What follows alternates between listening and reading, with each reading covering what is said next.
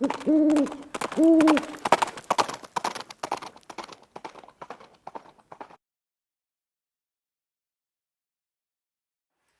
guys, it's Viejo here, and we are in the second week of December 2025. Nice day here on Central Coast of California. The weather's good, got high pressure sitting over top of us, and skies have been clear, cool nights, but nice days. Hey, this is part 2 of episode 33 of Wadcutter Wednesday, and what we're dealing with today, if you remember from last time, we cast up this combo mold from Lyman, the 358-091, and the 358-101. The 101 is the one we're concentrating on here. It's that little 75 grain wadcutter bullet for 38 caliber. A little dinky bullet. Had kind of some fun loading and shooting this thing, and that's what we're gonna do with you today. Here's what that bullet looks like, if you recall. Just a little bitty dinky guy, about half the size of a standard 38 wadcutter. And it's a type 2 wadcutter, barely. There's not much that sticks up above the case mouth on this one. But we'll go ahead and get them loaded up. Loaded them on the Lee 4-hole classic turret press here, one of my favorite little workhorse presses. It's just handy to use. And we did have load data for that guy. I had to go back to my old Lyman 45th edition, but there's load data in there, and so we took a load right out of that book. It's 2 grains of bullseye. It's not much, but it's not much of a bullet either. So let's go ahead and get them loaded up, and then we'll come back and talk about shooting. We don't have too many of these to do. Remember, we only cast up, I think there's 25 of them there. So that's all we're going to load. Going to go with the suggested accuracy load of 2.0 grains of bullseye, and that's right out of the Lyman 45th edition reloading manual. 2 grains bullseye, not very much volume, that's all there is. Okay. And there's my fingernail for scale. Okay. Just a tiny amount.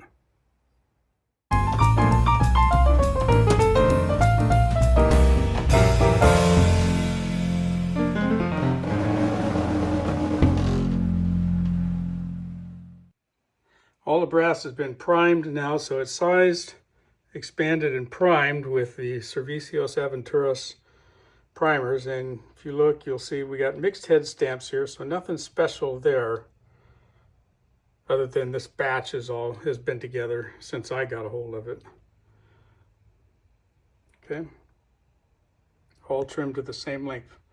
So what I'm going to do now is I'm going to charge these cases, and I'm going to measure the powder individually with the beam scale. And so I'm going to get powder into each one of these and get a bullet started on top of each one, and I'll show you that process of getting that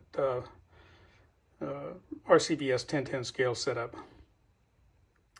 So the first thing that I like to do here with my scale stand, and again, I have the stand here because I want it elevated so that I can look directly in onto the beam, is I want to make sure that the stand is sturdy. I have some, well, yeah, I guess you can see those are adjustable feet that I've got down underneath that thing, down underneath there anyway. So they're, the screw type adjustable feet, so I can adjust my level here. And I've got this nice little 90-degree level there, and it looks like we're right there in both directions, so that's good. So now we'll put the balance itself on there and check it. I got a little bubble level up here on the flat part of the bed of the balance, and that looks good. Okay, we're not real close there though, so I'm going to need to make an adjustment here. I do have my poise set to 0. Let's see if we can do this without parallax.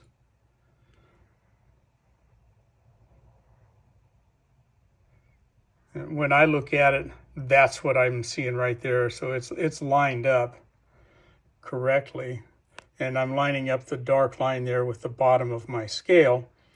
Okay. So I'll show you what I do from here. Yeah, we're close, huh? Okay, I have my poise set for 2 grains, which is the charge that I'm going to use, and I've got a 2 grain check weight in there.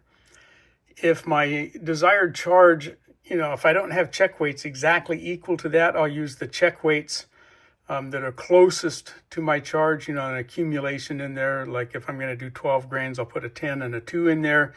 I'd set my poise for 12 grains here. And now I'm going to come over here, again, try to get rid of our parallax for you guys. And I'm going to make my adjustment here, okay? Again, tap things a little bit to get rid of any friction.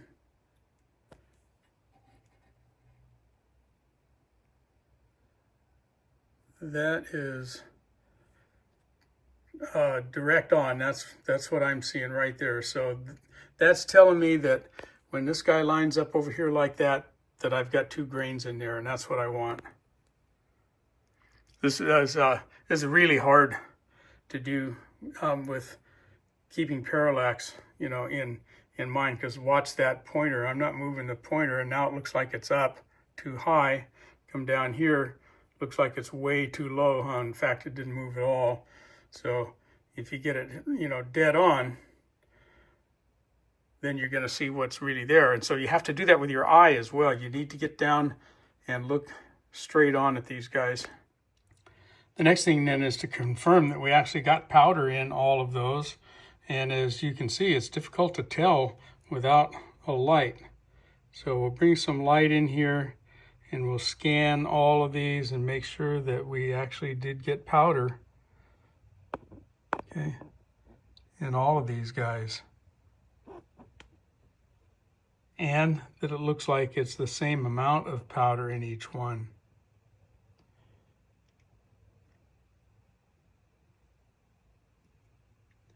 So those all look good. They've all got powder, and I'm just using a little cheapy Harbor Freight pen light kind of thing here.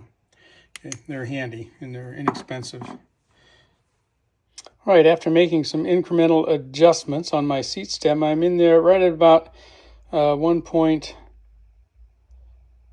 1.295. All right, so we'll run with that. And if we look at that bullet up close here, we can see we're well up into the crimp groove, but not all the way up. So that's good. And then similarly, I did an incremental adjustment. Let's get focused here. A little better there. An incremental adjustment on my crimp stem over here until we get a good fit in the Wilson case gauge. That's actually a pistol gauge, a little bit of difference. We've talked about that in the past, but comes in and out. And again, just from experience, I know that if it works here, it will work in all my revolvers. How do I know that? Because I checked them. Okay, you can bring the revolver out if you don't have one of these, and your cylinder, okay, will be a good pistol gauge for you. If it seats there and plunks in, okay, remember these guys are heads facing off the rim. Okay. So that's what we're listening for there. All right. Onward and upward. There we go, friends and neighbors. 27 of those little guys, 75 grain wadcutter. Okay, out of that nice Lyman mold. A little old, but it worked. 2.0 grains of bullseye, and that was recommended by Lyman in the 45th manual as their accuracy load. Okay, there you go. I had already done video on the 358091. I'll put a link to that in the description box below. But went ahead and went out to the range, and we shot them out of the Cimarron El Malo single action 38/357 revolver. Kind of a fun gun to shoot. A little bit on the weird side with that octagonal barrel, but nice and strong. Okay, it's kind of a fun one to shoot. The action on this particular one's really good. Anyhow, we'll go on out and get some rounds put on target for you, and I want you to stand by and watch how much recoil there is on this, because it's something else. Okay, might not be what you expected, so watch closely. Okay, here we go with these Pipsqueak 75 358-101s out of the Cimarron El Malo. See how this goes. See if I can even hit them.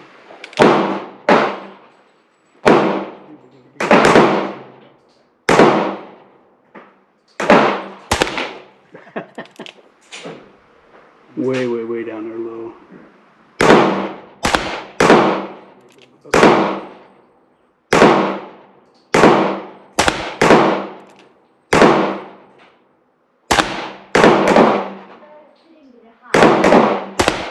All right, here we go. 5 more. Boy, the recoil is so strong I can hardly hang on. So are you aiming center chest? This is less than a 22. Okay, so you're getting them all through his... I don't know what's in his chest, but I... Yeah, just right here, crisscross.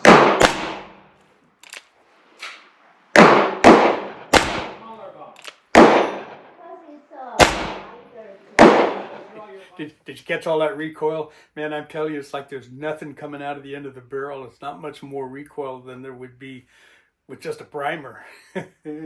Fun shoot. Anyway, you know, so why would you want a bullet like that? Well, I personally see a couple of reasons. For one, it's just good trigger time. You're cheap. You're not throwing a whole lot of lead down, you know, down range. You get by with half the lead as you would on a standard wad cutter. So if you're looking into saving a little bit of money, you can do that. Same thing with the powder. Okay, you're shooting 30% less powder or so. And another reason with that particular combo mold, maybe you've got a new shooter and you want to go out and practice a little bit with a really lightweight load. Okay, I mean, there's virtually no recoil, and you get somebody, you know, dialed in to how to handle a firearm safely and all that other kind of stuff, plus, you know, how to operate the hammer, pull the trigger, all that, you know, good beginner kind of stuff, and then graduate up to a little bit heavier bullet with a full-size wad cutter. So it might be a good idea for something like that. Or you can take those little 75 grainers and shoot them as in a duplex load, you know, stuff 2 or more down into a 357 case. Okay. Or even you can do it in a 38 case too, because, I mean, they're almost exactly half the size of a full wad cutter. So you put 2 of them in there and you really have only got 148 grain wad cutter. So, you know, with some interesting results downrange, of course. So I think that that's going to do it for this one. It was kind of a fun little project and an interesting mold for sure. But I hope you all enjoyed that and got something out of it. From the Viejo bench, though, for now, that's all she wrote.